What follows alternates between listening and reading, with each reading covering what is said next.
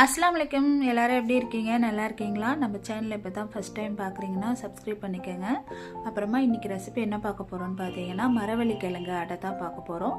மரவள்ளி கிழங்குல ஸ்வீட் அடை செய்ய போகிறோம். அதுக்கு தேவையான பொருள் என்னென்னு பார்த்துடலாம். நான் 1/2 கிலோ மரவள்ளி கிழங்கு தோல் சீவி சின்ன சின்னதாக கட் பண்ணி எடுத்து வச்சுக்கிட்டேன். அதோட 1 டம்ளர் பச்சரிசியை நல்லா ஊற வச்சு 2 மணி நேரம் ஊற வச்சு அதையும் களைஞ்சி தண்ணியெல்லாம் வடிகட்டி அதையும் சேர்த்துக்கிட்டேன். அப்புறம் 1/2 மூடி தேங்காய் துருவி அதையும் சேர்த்துக்கிட்டேன். அதுக்கப்புறமா 1 ஸ்பூன் பெருஞ்சீரகம் அதையும் சேர்த்து தண்ணி ஊற்றாமல் நல்லா கெட்டியாக மிக்சியில் அரைச்சி எடுத்துக்க வேண்டியதான். அதுக்கப்புறமா 1/4 கிலோ வெல்லம், பேட்டா வெல்லத்தை நல்லா தட்டி மிக்சியில் சேர்த்து அதையும் நல்லா அரைச்சி எடுத்துக்கிட்டேன். நல்லா இந்த கட்டி பதத்துக்கு இருக்கணும், தண்ணி ஊற்றவே கூடாது. அதனால தான் நான் வெல்லத்தை மிக்சிலே சேர்த்து அரைச்சி எடுத்துக்கிட்டேன். மாவு கெட்டியாக இருந்தால் தான் நமக்கு அடை நல்லா வரும். தோசை தவா சூடு வந்ததுக்கப்புறமா நம்ம கொஞ்சோண்டு ஆயிலோ இல்லை நெய்யோ ஏதாவது சேர்த்துக்கிட்டு சிம்மில் வச்சுக்கிட்டு தான் சுடணும். ஃபுல் ஃப்ளேமில் வச்சு சுடக்கூடாது.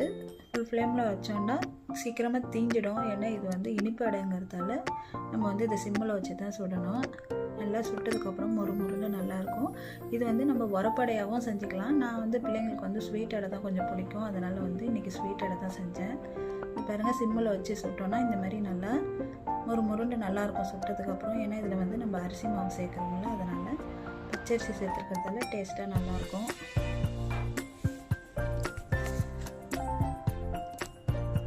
ரெடி ஆகிடுச்சு இனிப்படை.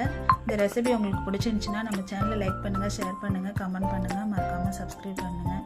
அஸ்ஸலாமு அலைக்கும்.